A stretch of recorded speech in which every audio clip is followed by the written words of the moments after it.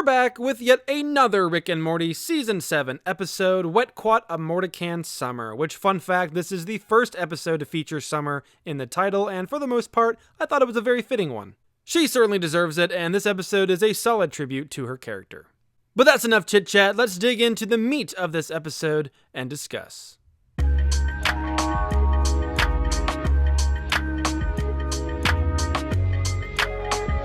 Okay, so I gotta know, does anyone else think that this is the most Season 7 episode so far? I feel like the season has been very homogenous, which I don't think is a bad thing. I actually think it's very fitting for a new era of Rick and Morty post Justin Roiland. But this season certainly has its own flair and flavor, and there's a couple reasons why I feel that way. For one, this season has an updated sense of humor. There's still a healthy mix of crass, intelligent, and just straight up silly jokes, but I also feel like, for one, they're leaning even more heavily into pop culture and internet meme references. Hello? Morty? Rick and Morty has always heavily relied on pop culture inspired stories, but I don't know if it's due to a different approach or if the jokes are less subtle. Something about this season just feels different, and again, not in a bad way. Season 7 has also been recycling some jokes and concepts such as the bit with Thursdays and body morphing / fusing. Have you been drinking? On a Thursday? He seems ideal. I love Spaghetti Thursdays! Oh my god, Rick! There goes my Thursday. It's also been incorporating some jokes that I feel I would normally find in an episode of South Park or Family Guy. Man, kind of a shame. That spider thing was pretty cool. Yeah, I wanted it. Morty says he wanted it. Oh, okay, here. I'm alive! Wait, I have so much more to reveal! Now don't get me wrong, some of these jokes have had me in absolute stitches, like Rick drowning the Quado and trying to kick down a door but failing for some reason. Hey, why do you get to kick down all the doors? I want to kick one. Oh, shit! It's locked! My ankle! What is this, your first Taken? These jokes don't require a huge sacrifice in a character's integrity and are just funny moments meant to make you laugh. Some haven't hit as hard as others, but they've helped this season to feel more lax, which I warmly welcome since it felt like the past few seasons were taking themselves a bit too seriously at times. And lastly, there's the notion that this season is lacking B-plots. Those were a huge staple of Rick and Morty, and I definitely think that's a huge reason why this season just feels different. I mean, we are 70% of the way through this season, and we have not gotten a single B-plot yet. The closest we've gotten was last week with the clip show episode. And again, I'm not offended or upset about it, but I definitely think that certain episodes, even this newest one, could have benefited from a funny B-plot. I mean, straight up, we just haven't had enough side squabbles and adventures with Jerry, Beth, and Space Beth. Now, perhaps they think that they've said and done all that they can with them at this point, or maybe they just want to dedicate entire episodes to these characters, I don't know. But something still feels off. Now, I did find this one extremely funny, and the lack of B-plots allows for these extended Family Guy type gags to be included, but again, it is something that feels missing to me and worries me that some of these episodes will eventually enter that forgotten abyss where episodes like Promortius lie.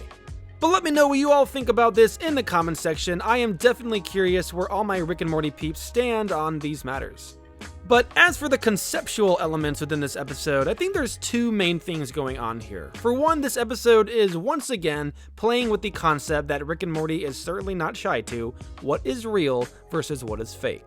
And now back to cake or fake. Please, come on! You have to know! Do I not breathe? Do I not speak? This episode is based off the film Total Recall, and more particularly, its late edition of the Quado. Now, this is not the first time we've seen Rick and Morty use the Quado. In fact, just a few episodes back, Unmort Rickin had Rick Prime using a Quado during his fight with Rick and Evil Morty.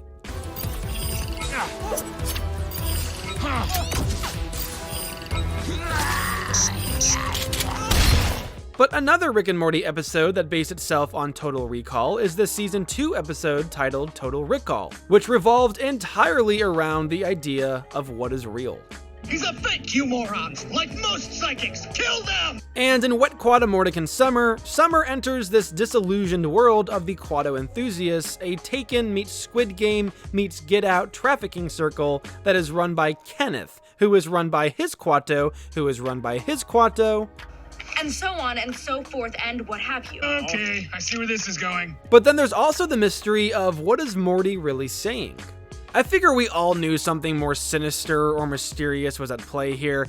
I was certainly waiting for that big reveal behind Morty's famous words. Open your mind. Open your mind. Open your mind. But the biggest theme going on with this episode that really plays into our characters' arcs is learning to fight your own battles, earn your keep, and eat what you slay with your own two hands. Can't believe he gave you that. I've asked for one forever. Because you're a bottom feeder, Morty. You beg and eat scraps. I'm an independent woman who eats what she killed. This whole episode starts with Morty and Summer both wanting to use Rick's slider to enhance attributes within themselves, which will help them each get in with the cool crowd. A very teenage thing to do. However, while both are seeking a shortcut in a way, they're also both somewhat entitled to it. Morty throughout this show has basically been Rick's pet, more or less than a basic sidekick, and with that comes lots of struggles and burdens and expectations, and so you'd think he's earned the occasional boon. Especially after helping Rick defeat his lifelong nemesis. It's my emotional cheat day. I am removing myself from this conversation. However, on the other hand, Summer has legitimately earned her keep. This episode opens with a bunch of clips from throughout the show's timeline, showcasing events where Summer was there cleaning up afterwards, or doing chores for Rick so that she can earn her fair share of technological boons. And so, with these dissenting perspectives and attitudes, we have our main internal struggle between Summer and Morty and Rick as they vie for respect from one another. Morty gets everything for free. Morty's a dog! People have cats because their affection is earned. I treat you like an equal because I respect you. Remind me of your grandmother. We get some great moments within this episode, but I certainly think this one tops them all, seeing how Rick truly respects Summer as she lives the way he ideally would and does, but also because she reminds him so much of his wife, Diane. But Summer also wants to respect Morty because he does what she could never do, live to serve Rick as his quest-faring sidekick. Heck, she even gives Morty a chance to earn his keep in his Kuato form towards the end of the episode, before she and Rick eventually intervene to save the day. Morty! Damn, Morty, big air!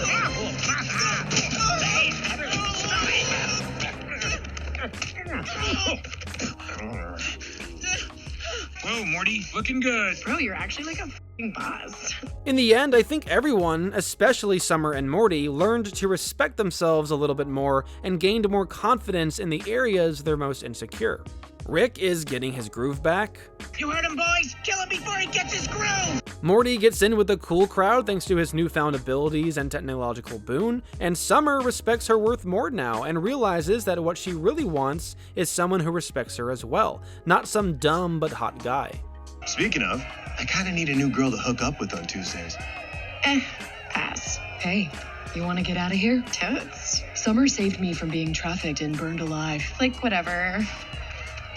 So yeah, Summer is bi now? I guess she really did open her mind, huh? Overall, Wet Kuat Amortican Summer is the most Season 7 episode thus far, bringing together all the newer approaches that this season has really leaned into, such as even more pop culture references, body-fusing horror, a lack of B-plots, and extended jokes that you'd typically find in shows like American Dad or Family Guy. It seems like the show has truly found its new identity post-Justin Roiland, and while it's simple tweaks in some ways, there's also a lot more complexity now to these episodes that for the most part I think the creative team are pulling off beautifully. Damn, Summer Smith.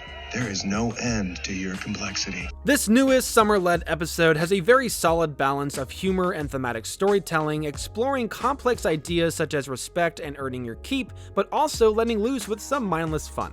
Whoa, he's got a knife! Not just any knife. Photo knife! Honestly, I think this episode might just have my favorite sense of humor thus far in Season 7. Even on rewatch, things are still hitting hard, and I'm catching even more jokes than I did before. You gotta jiggle it more. Obviously, I'm jiggling it, Summer. Not hard enough. Morty says not hard enough. I think the plot itself is good enough, a fun spoof on Total Recall and Taken, but the jokes and themes certainly carry this episode in my mind.